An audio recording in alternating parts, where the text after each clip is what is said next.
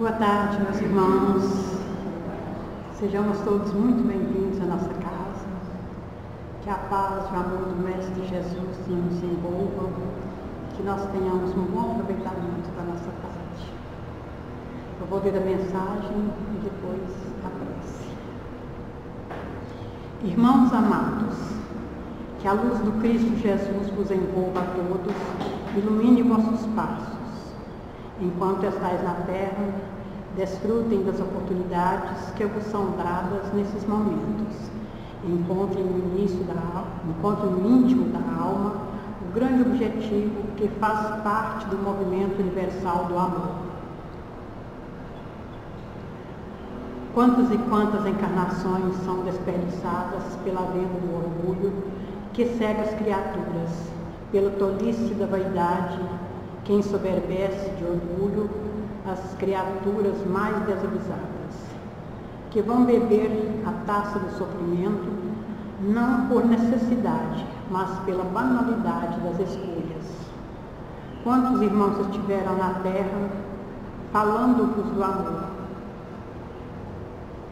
Muitos estão voltando para que os corações despertem para a bondade, o olhar manso da igualdade que floresce nas mãos trabalhadoras da solidariedade.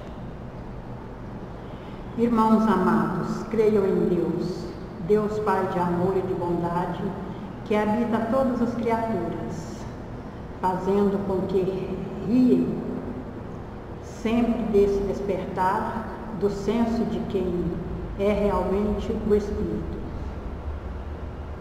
Irmãos amados, que desperdiças o tempo com ilusão cruel de que algo nos pertence, de que todos têm que fazer as nossas vontades, quando a realidade do Espírito é a felicidade que se encontra em si mesmo.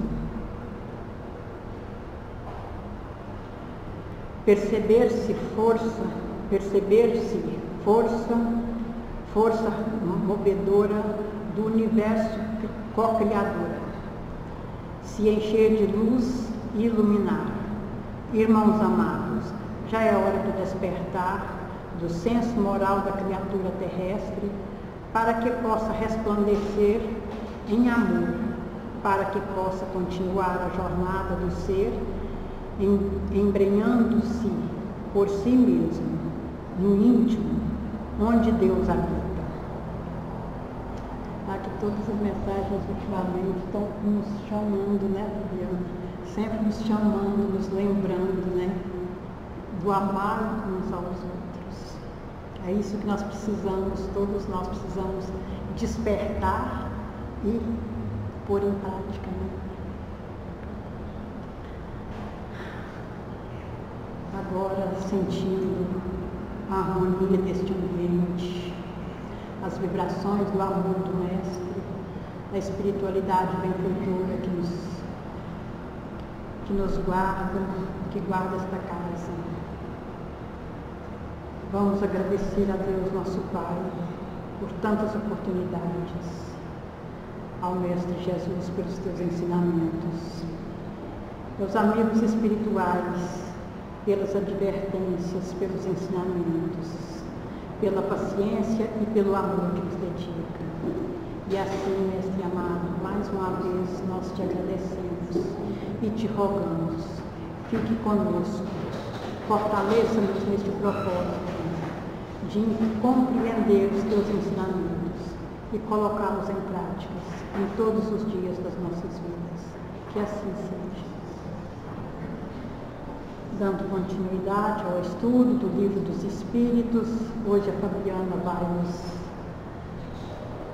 vai nos auxiliar, nos ajudar a melhor compreender a partir da questão 895.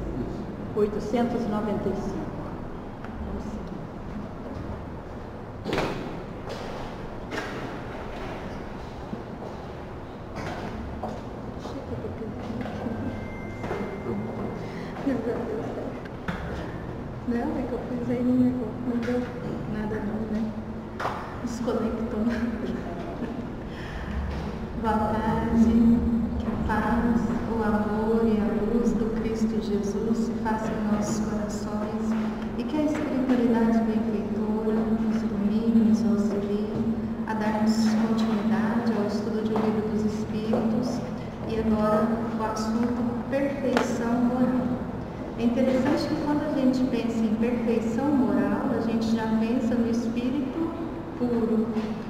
Mas para nós hoje, a gente deve entender que quando os espíritos superiores nos falam dessa perfeição moral, eles estão nos convidando à transformação moral, a transformar as nossas atitudes para que a gente alcance o que? Essa plenitude moral.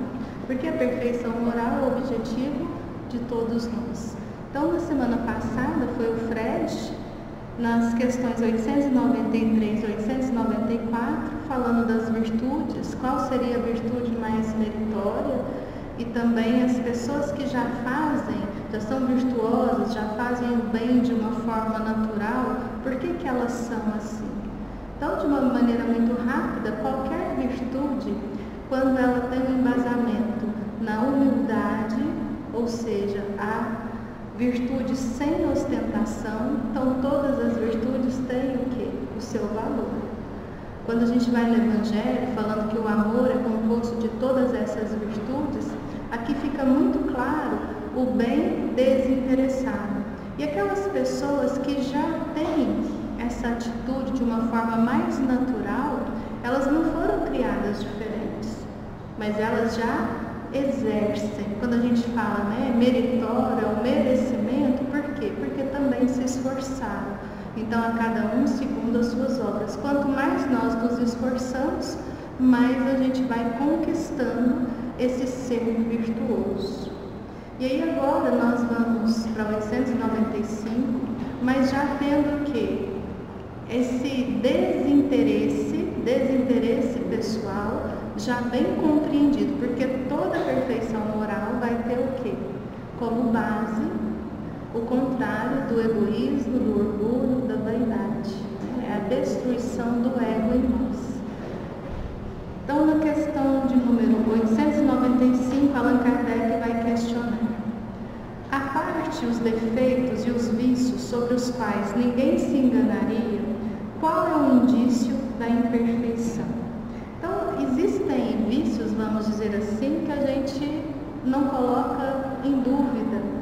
Então, quando a gente vê uma pessoa que é capaz, por exemplo, de matar, de roubar, seja o que for, fica muito nítido para nós, e até de uma certa forma pejorativo, o nosso julgamento. A gente já rotula essa pessoa como uma pessoa que tem qual vício? Pode ser o da maldade. Mas aqui Kardec também fala o quê? Qual que é a base da imperfeição? Qual que é a característica da imperfeição? O interesse pessoal. Então, não precisa nem falar mais nada. O que é interesse pessoal? Quando a gente se coloca em primeiro lugar, não no sentido de quando a gente se autovaloriza, a gente se conhece. Aqui a gente está falando de ego. E é bom a gente ter essa diferença, né? Hoje se fala muito em autoconhecimento, vários cursos, e às vezes o que a gente percebe? Que a pessoa, às vezes, ela se fecha no egocentrismo. Agora, do jeito que eu quero, vou fazer assim, e não me interessa mais ao meu derredor. Isso não traz o quê? Não traz paz de consciência. Então, a gente deve se colocar em primeiro lugar no sentido de auto-amor para quê? Para amar o próximo. Aí a gente está acessando essa consciência. Então, quando a gente fala no eu, é importante nós entendermos que o eu superior, esse eu, esse espírito em jornada evolutiva que está buscando a perfeição moral, ele acessa a consciência, acessa Deus em si para quê? Para que ele possa desenvolver virtudes que já são latentes em nós. A gente jamais vai adquirir uma virtude exterior a nós. Por quê? Porque nós temos a chamada perfectibilidade. O que a gente precisa para alcançar a perfeição já está onde? Em nós. É isso que a gente tem que entender, já está em nós, está gravado aqui na consciência.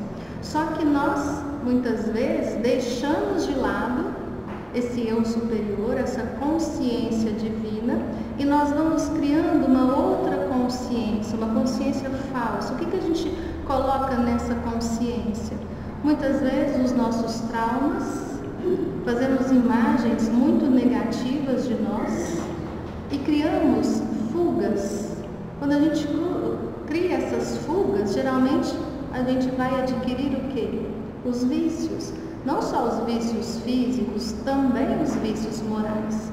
Nós vamos criando, vamos dizer assim, uma imagem distorcida. E aí vem esse egoísmo, esse ego, que muitos de nós ainda teimamos o quê? A nos apegarmos àquilo que muitas vezes não é o principal. Então, quando a gente vai conhecendo a nós mesmos, esses espíritos, numa jornada evolutiva, a gente também vai acessando o quê?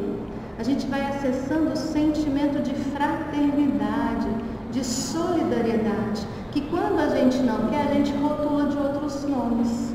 E a gente rotula até mesmo de outras, vamos dizer assim, filosofias, e a gente vai de uma forma não só pejorativa, mas também preconceituosa, às vezes colocando essas filosofias, esses achismos, esses pensamentos, de uma forma que a gente possa olhar e permanecer distanciado. Então, para a gente ter aqui o bem desinteressado, estou lembrando da história que a gente contou na sexta-feira, foi o Silvio que me mandou pelo Instagram, né, Silvio?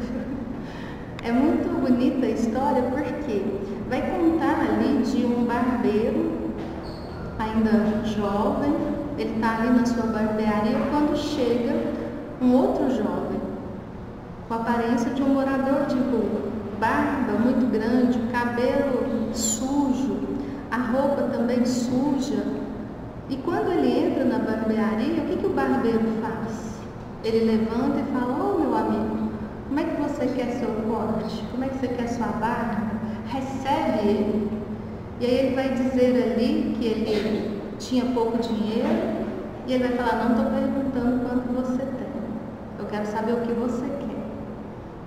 E ele com o dinheirinho amassadinho na mão, né? Então a gente pensa assim, às vezes pediu na rua, estava ali com dinheiro, e ele conta da expectativa dele. Ele foi chamado para uma entrevista de trabalho no setor da limpeza de uma empresa. E ele queria muito, ele precisava muito daquele emprego. E aquele barbeiro, com muita alegria, fez um corte lindo, tirou toda a barba. E quando ele terminou, ele pegou lá um terno dele, um blazer dele, e falou: "Olha, tem um banheiro ali no fundo, você vai lá, se lava, troca de roupa, senão você não vai passar nessa entrevista." E desejou boa sorte para ele.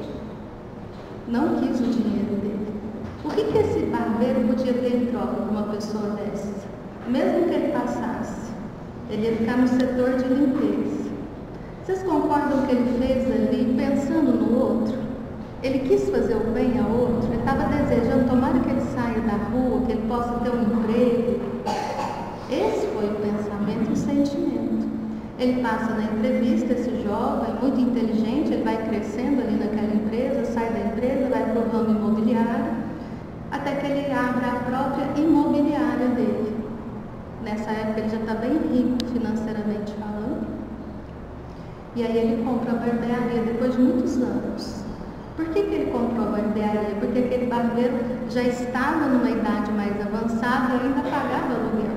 Então ele chega lá com a chave, entrega a chave para ele e agradece o que ele fez, porque ele mudou a vida dele.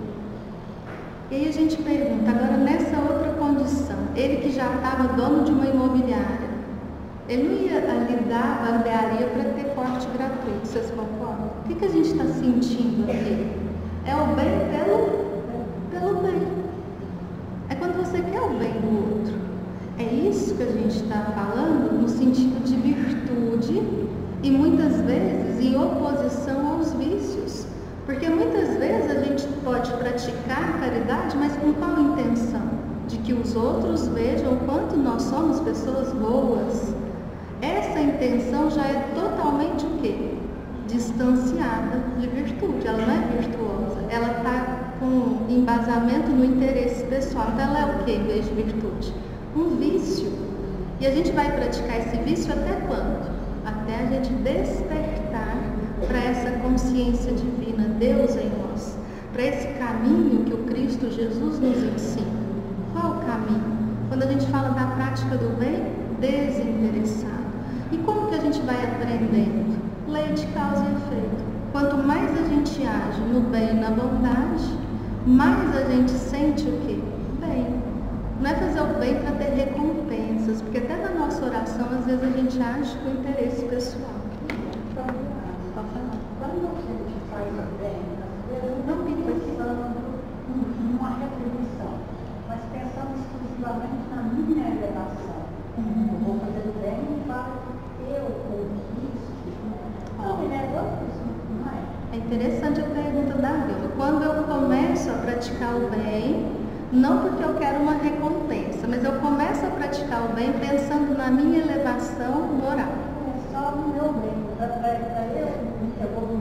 Isso, na evolução dela. Então vamos pensar aqui, quando a gente pensa na nossa evolução e a gente começa a se esforçar no bem, o que a gente vai fazendo? Por mais que eu quero me elevar, a gente tem que querer, porque é o nosso objetivo. Mas eu não tenho como me elevar se eu não fizer o bem desinteressado. Então a sua prática, ela não tem como recompensa o aplauso dos homens. Ela não tem como recompensa, às vezes, uma imagem, quando a gente fala de hipocrisia. Então é algo que você busca em si. E é essa elevação que vai te levar à ação. Então quanto mais a gente consegue se conectar esse divino que há em nós, com o divino, com Deus, mais as nossas ações elas são baseadas na simplicidade, na humildade, no bem desinteressado. Então são intenções diferentes. Porque muitas vezes a gente escuta pessoas falarem assim, não, começa o bem de qualquer jeito, porque uma hora a gente pega gosto, né? Aí a gente fala, não pode. Pode, ué. Por quê? Porque a gente não foi criado já sendo bons, não sabemos. A gente tem a bondade, o quê? São as sementes, né? Mas para que essa bondade, primeiro ela floresça, cresça, dê frutos de caridade, é um trabalho nosso.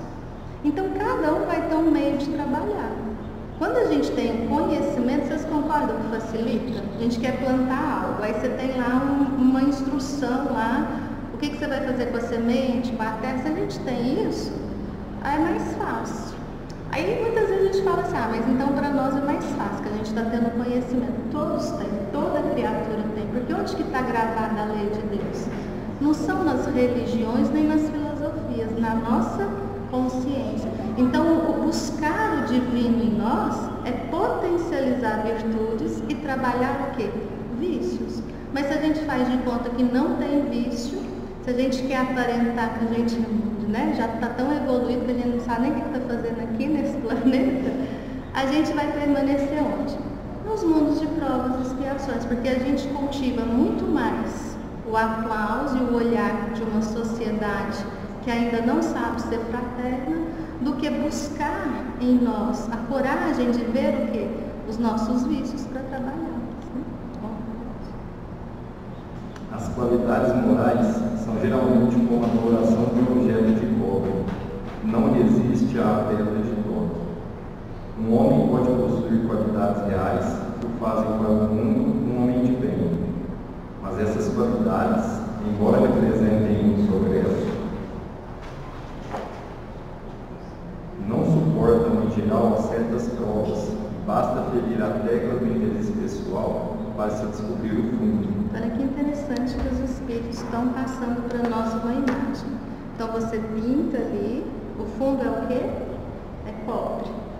E aí quando você tem a pedra de toque, quando você risca ali, então você não vê o cobre, mas a hora que você risca, o que você acha? É o que está falando de nós. Às vezes a gente tem a aparência o quê? Nossa, que a pessoa tão doce, né? Tão caridosa, mas tem tanto trabalho bonito. De repente acontece algo, uma prova, e essa pessoa, ela vai transparecer o quê? Algo bem distante dessa aparência. A gente pode falar que são as nossas o quê? reações.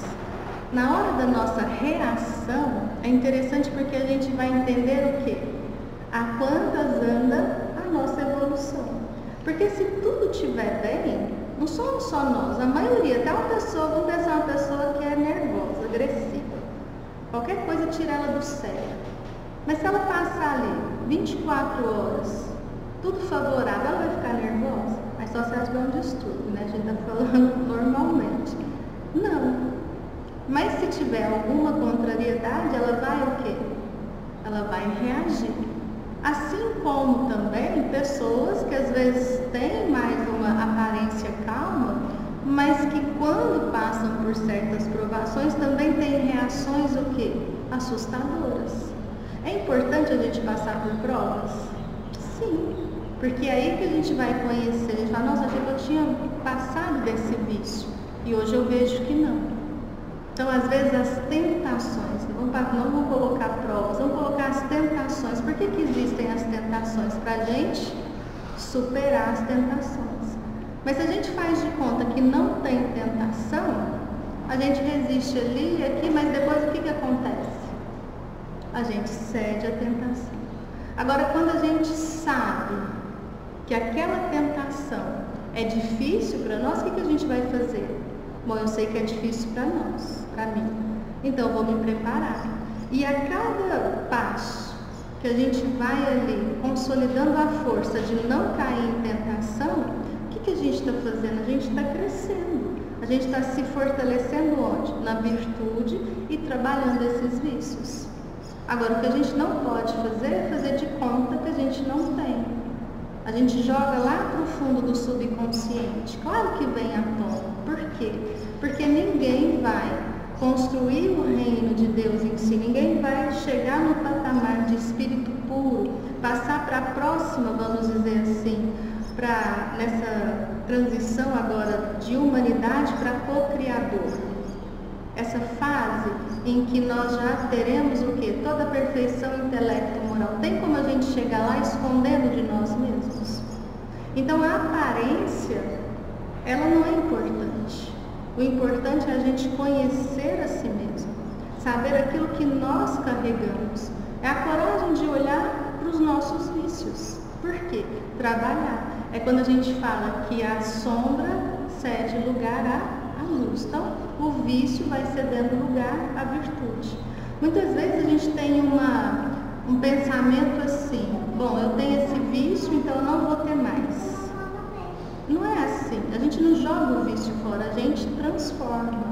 Então, aos poucos, a gente vai trabalhando e vai fazendo com que esse vício, ele vá cedendo lugar agora para a virtude. Então, não é isso ou aquilo, é todo um trabalho. E a gente faz o trabalho de uma encarnação para outra? De jeito nenhum. Por isso que a gente tem o quê? As várias moradas na casa do Pai.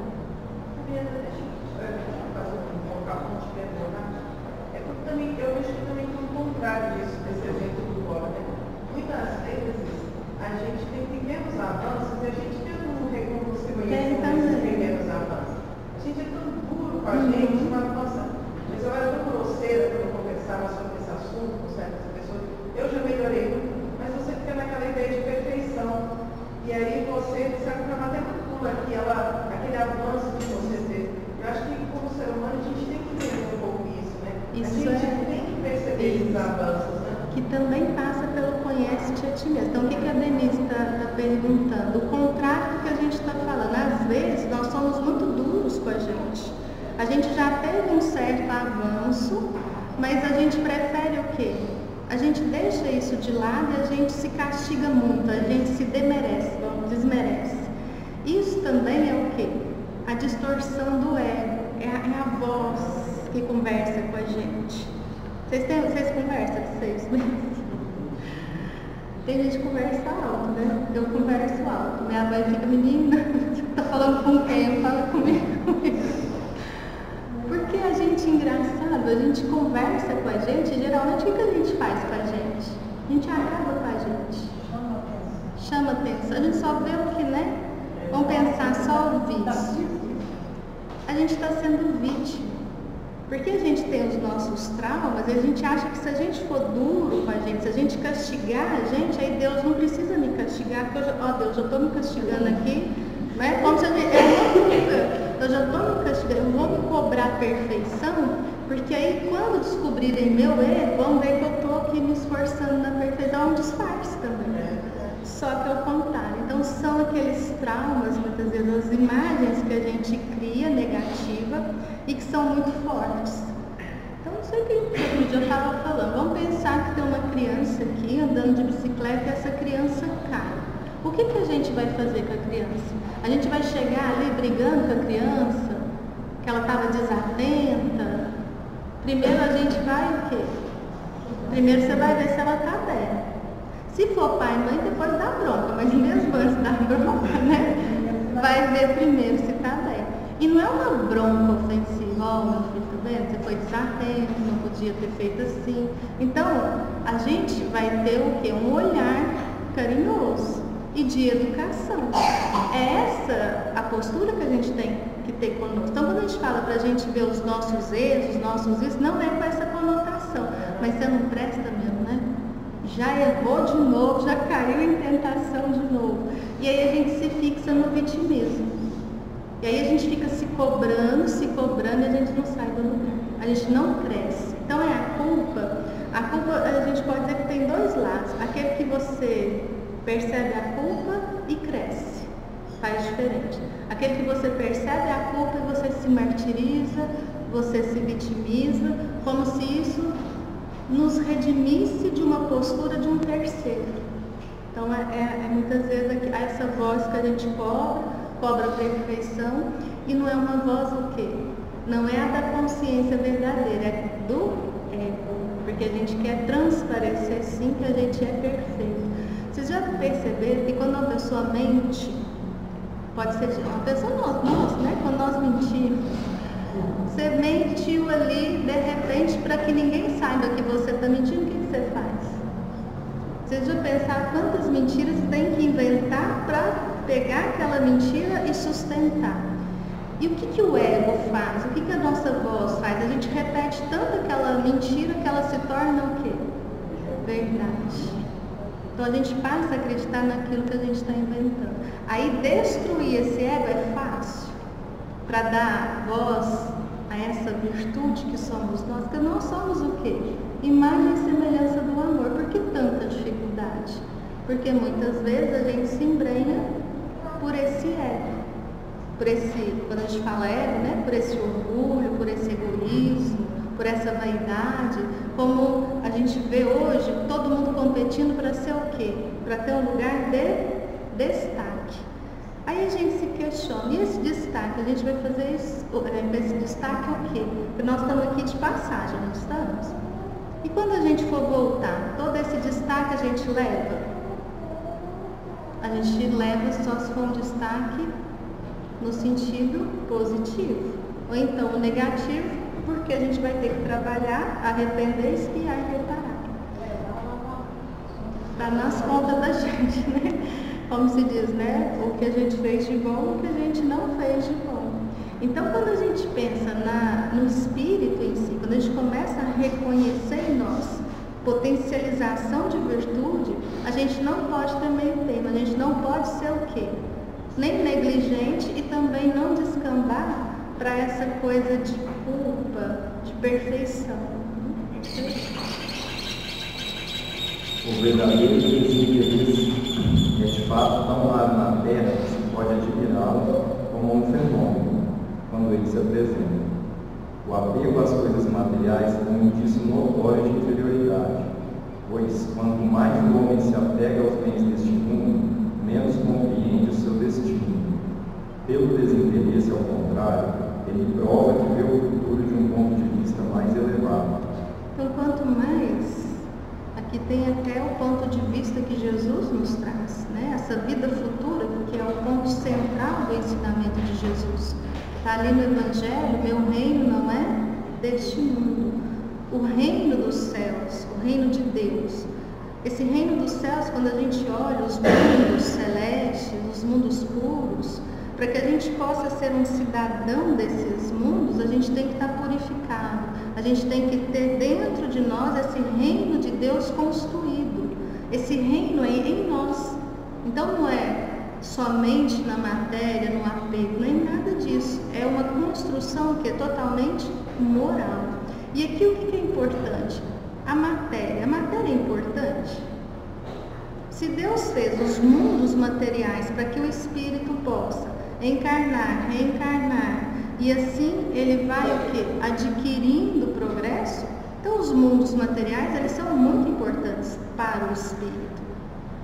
Quando nós estamos aqui encarnados, a gente tem que alimentar. Tem gente que fala que hoje vive de luz, né? Mas isso é meio controverso. Mas a gente, né? A maioria de nós a gente tem que alimentar. A gente tem que ter vestimenta. Não é melhor a gente ter uma moradia saudável, limpa, confortável? Então tudo isso vai mexer com a nossa inteligência. Isso não é o quê? É pecado ter muito dinheiro. Jesus falou que o rico não passa lá, né? O camelo não passa no buraco da agulha, o rico não chega nesse reino dos céus. E aí a fé raciocinada, o que faz com a gente? Então, aqueles que são ricos, eles têm o quê? Uma condenação que não é deles, é de Deus.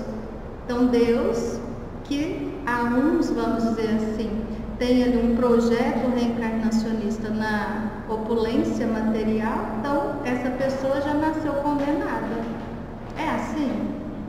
Então, a gente ter com a consciência que não possuímos é diferente, vocês concordam?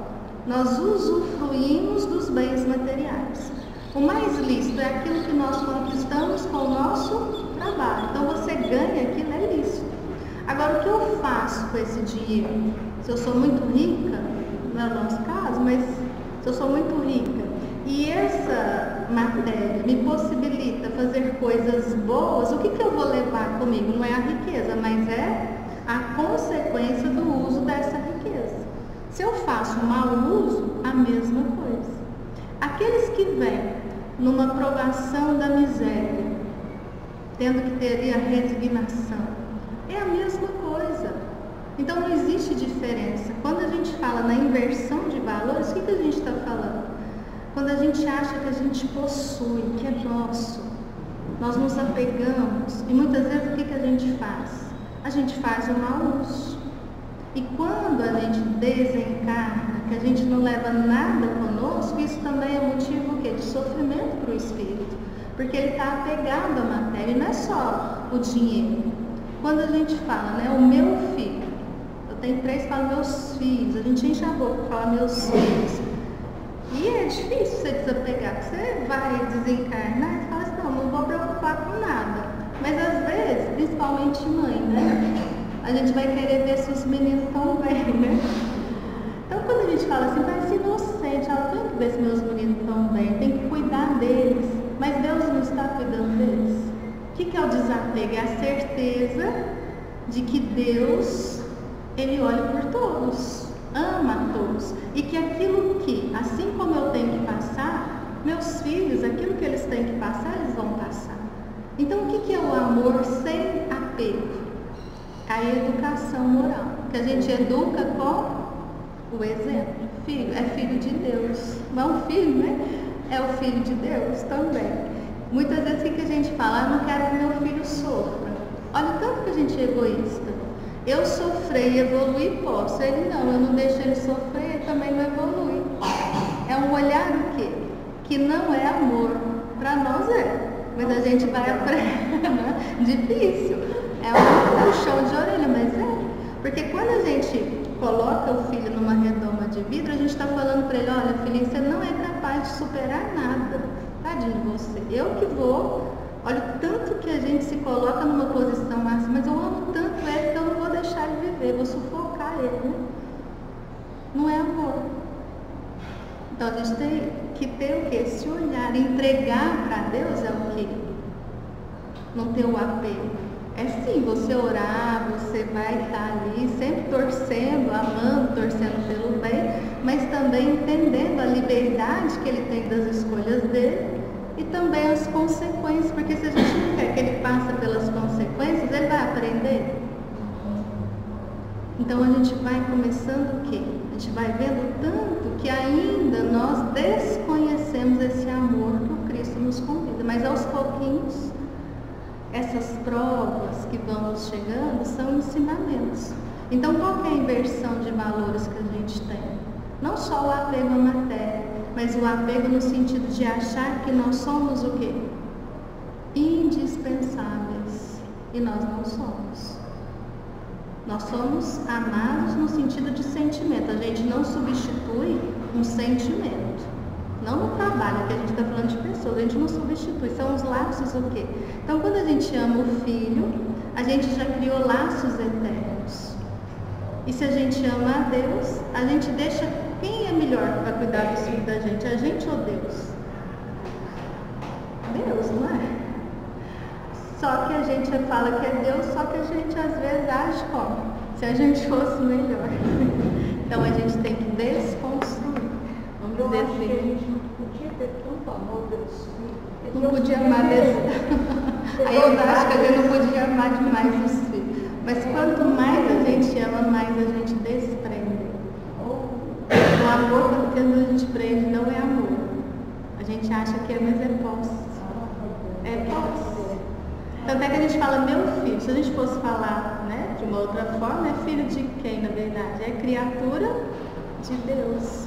Vocês já pensaram, quando a gente voltar ao plano espiritual, quantos espíritos já estiveram na condição de nossos filhos? Tomara que tem bastante, aí a gente não... Tem muito, né? Só que a gente vai ter o olhar lá, aquele ali é meu filho. Não, a gente vai ter o sentimento o quê? De fraternidade, de solidariedade. É o amor, é o vínculo que você cria. Então não tem o quê? Quando a gente coloca rótulo, quando a gente coloca nome, a gente está falando de ego. Quando a gente desapega, a gente está falando de consciência divina. Entrega para Deus. Agora, se eu amo, eu vou educá-lo com o meu exemplo. Por isso que não é fácil educar um filho, porque eu vou falar para o meu filho, olha, não faça isso. Ele vai, mas você fez. Então, como que a gente educa? Olha, a mamãe fez, errei. A consequência não foi boa. Então, eu estou te falando para não fazer o que eu fiz. Não é mais, vamos dizer assim, não toca mais o coração da gente do que a gente querer transparecer algo que a gente não é. Isso é moralismo. A gente está falando de moralidade. Então, também educar um filho não deixa de ser uma prova. É a missão? Sim, mas é uma prova. Mas que é bom demais também é. A prova boa, né? Na 896, Kardec vai perguntar: há pessoas desinteressadas, mas sem discernimento, que prodigalizam seus haveres sem proveito real, por não sabê-los empregá-los de maneira razoável. Terão por isso algum mérito? Então tem pessoas que elas não têm apego, elas são desinteressadas, mas muitas vezes sem discernimento. Então a pessoa não é apegada ao dinheiro. Então tem uma bolsa ali de 50 mil, ela compra, ela tem dinheiro, ninguém tem nada a ver com a vida dela, né? Então ela vai lá e compra. E aí, como ele não está entregando de uma forma razoável, mas o que ele está falando aqui? Se tem o desinteresse, se ela não é apegada, ela vai ter um mérito por isso? Então é o contrário, é aquela pessoa que gasta dinheiro, mas o que ele está falando? Não gasta com discernimento. Ou seja, não tem o olhar ali, nada contra ninguém comprar nada. Mas às vezes você pode usar, por exemplo, eu tenho aqui um dinheiro e eu posso ajudar alguém numa faculdade, a fazer uma faculdade. Isso não é gratificante? Você tem o barbeiro mesmo, ele deixa ali de ganhar pouco, mas ele podia estar só preocupado o quê? Em ganhar, porque ele tem que comer, tem que pagar o aluguel, não que ele está ali apegado. Vocês entenderam a pergunta? Você usa sem bom senso. Você não é apegado, mas você também não faz o bom uso. É isso que ele está perguntando. Tem o mérito do desinteresse, mas não do bem que poderiam fazer. Então, tudo que a gente faz é levado em conta. Se não tem apego, tem o mérito. Mérito do desinteresse. Mas aquele bem que ele poderia fazer, ele não faz. Quando a gente não faz o bem, a gente faz o quê? A ausência do bem. Como que chama a ausência do bem? O mal. E às vezes é uma reflexão para nós. Eu não faço mal para ninguém. E o bem? Eu não faço bem também, mas mal também não faço. Se eu não faço o bem, eu estou fazendo o quê?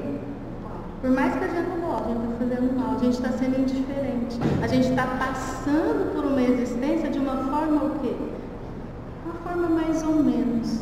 Ao invés da gente conhecer e se embrenhar em construir essas virtudes, em pensar muitas vezes em como eu posso usar tudo que eu tenho, não é só dinheiro não, a inteligência também, como que eu posso ensinar, como que eu posso dividir, como a gente pode utilizar de nós para servirmos ao nosso irmão. Só a pessoa que tem dinheiro pode praticar caridade? De forma alguma. Às vezes, quantas pessoas necessitam, às vezes você fala para a pessoa que está vendendo alguma coisa, e você não tem, porque hoje todo mundo tem Pix, né? Aí fala, não, mas passa o Pix da confiança, já vê isso, né?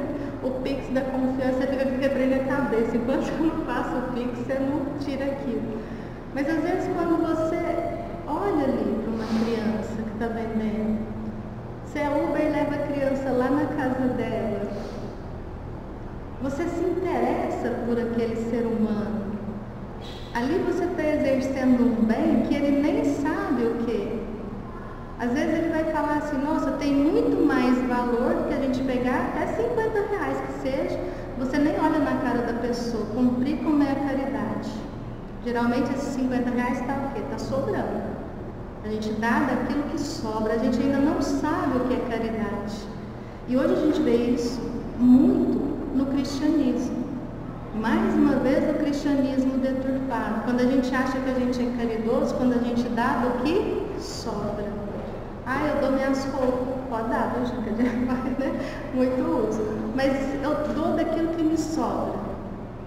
Eu não estou tendo ali o olhar para o meu irmão. Diferentemente, aquele que dá do que sobra, mas no sentido que de ali, de estar presente, de olhar nos olhos, é diferente. A caridade material ela é muito importante. Muitos são os que necessitam. Mas quando ela vai junto com a caridade moral, com esse olhar que o outro é seu irmão, aí ela se torna o quê? A verdadeira caridade. Seu desinteresse é uma virtude, a prodigalidade refletida é sempre, pelo menos, uma falta de juízo. A fortuna não é dada a alguns para ser lançada ao vento, como não é a outros para ser encerrada num colo. Então, quando a gente tem a fortuna, ela não é nem para a gente jogar ao vento, ou seja, curtir a vida sem nem pensar em nada, sendo que a gente está numa sociedade de um mundo de expiações e provas. A gente pode fazer muito bem com essa fortuna. E também não é para a gente encerrar essa fortuna onde? Dentro de um cofre. Não, isso aqui é meu porque vai que amanhã, claro que a gente tem que ter, a gente tem que ser, né, ali precavido, prevenido dentro de uma normalidade. Agora, esses dois casos, levados de uma maneira mais profunda, a gente vai ter as consequências, a gente vai aprender que não é dessa forma que a gente faz uso do dinheiro. Ali no livro Céu e Inferno, quantas mensagens de espíritos que passaram uma vida de riqueza e que de alguma forma praticaram tão mau o uso que muitas vezes vem o quê? Aprender o outro lado. É castigo? Não. É para que a gente possa, quando a gente passa pelos dois lados de uma situação, a gente aprende. É quando muitas vezes a gente julga. Quando a gente olha alguém fazendo alguma coisa, a gente já está julgando. Nossa, aquele lá, olha o que ele está fazendo. E aí quando começa esse julgamento, o que a vida vai fazer comigo? Bom, ela não está entendendo. Então ela vai me ensinar, a vida ensina a gente. E aí amanhã eu estou naquele lugar, não é castigo de Deus. É uma oportunidade de eu olhar o outro lado. Porque aí lá no outro lado, a hora que eu estiver ali, eu vou falar o quê? Nossa, não é fácil, não, está aqui. Eu falava dessa situação, mas eu estou vendo que na verdade essa pessoa é muito mais forte do que eu não consigo nem fazer o que ela faz. Todo julgamento, nossa, amanhã a gente tem a palestra julgamento. Todo julgamento nosso, na verdade, o que está refletido nesse julgamento? Não é a ação do outro, é a ação minha. Por quê? Porque eu faço do outro um espelho meu.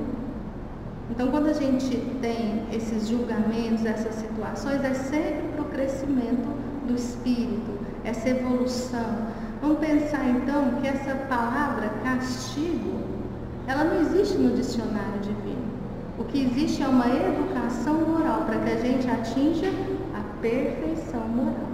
Não tem isso, né? É um depósito de que terão de prestar contas, porque terão de responder por todo o bem que poderiam ter feito e não fizeram, por todas as lágrimas que poderiam ter enxugado com o dinheiro dado aos que na verdade não estavam necessitados. Então nós somos usufrutuários, a gente não leva nada material. Então quando a gente começa a perceber que aquilo que nós vamos conquistando, quando a gente tem sabedoria, nós vamos fazer um bom uso desse material, desses bens materiais. A gente não vai ter o quê? Essa voz, esse ego, que vai sempre querer a ostentação. Quase ninguém tem um perfume árabe, que eu não sei o nome, mas é uma coisa caríssima. Acho que é 1,5 milhão, não é? 1,5 milhão. Então tem um perfume de 1,5 milhão. Se eu passo esse perfume, quantas pessoas no mundo passam esse perfume? O duro é a pessoa passar perto da gente, a gente nem sabe, né? Mas é essa exclusividade, vamos dizer assim. Tem certas marcas que você vai colocar e aquilo vai te dar um empoderamento, né? As mulheres hoje estão ficando empoderadas, assim, loucas, e vão fazendo de uma certa forma que nós somos o quê? Bem-sucedidas. Então isso traz uma marca de um sucesso que na verdade é o quê? Uma ilusão.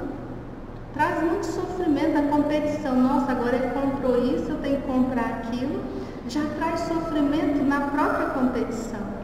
Quando a gente tem ali o saber, a essência de quem nós somos, na instrução, a gente está falando quando a gente se volta mais para nós, para quem somos nós. Criaturas divinas, com o objetivo de amar em plenitude. A gente faz um uso totalmente diferente. É o que ele fala, secar lágrimas. Quantos e quantos artistas, eles têm obras, às vezes, em silêncio. Obras de caridade, obras profundas. As mais belas obras de caridade, quando tem alguém muito famoso por trás, ninguém fica sabendo. Quando ela tem outra intenção, ela está sempre na mídia. E aí a gente encerra lembrando do Papa Francisco. Também um vídeo que está circulando na internet vem nos dizer de como ele seguiu Jesus, na simplicidade, na inclusão. Ele não excluiu ninguém. E a gente fala, nossa, é o que ele está falando, admiração, ele não excluiu ninguém. Gente, Deus exclui alguém? Jesus excluiu alguém? Jesus alguma vez falou alguma coisa, por exemplo, de opção sexual? O que ele fala dos refugiados? Quando tive sede, me deste de beber. Quando tive fome, me destes de comer. Quando era hóspede, me aceitaste. O que a gente faz com os refugiados? Nós que somos cristãos. O que a gente faz com aqueles que estão oferecendo comida e bebida aos moradores de rua? Muitas vezes a gente tem trabalhos com moradores de rua e a gente é ofendido, ameaçado. Então a gente tem que parar para pensar, porque esse é o momento, é a transição planetária. Ou a gente fica com o divino, acessar a consciência do amar-nos uns aos outros, ou a gente ainda fica preocupado com o olhar de uma sociedade extremamente doente, extremamente num reverso de interesses. E é uma escolha que os espíritos deixam bem claro. Não é ninguém deixar, né, os bens, não, é fazer bom uso dos bens. E aqui a gente ainda vai mais, não só os bens materiais, mas o bem da fala, o bem do ouvir, o bem do olhar, o bem do sorrir, que a gente deixe florescer as virtudes, que a gente seja realmente luz. Primeiro para nós, para que a gente possa iluminar aqueles que estão no nosso redor. Que Jesus nos abençoe. Nós vamos convidar os passistas.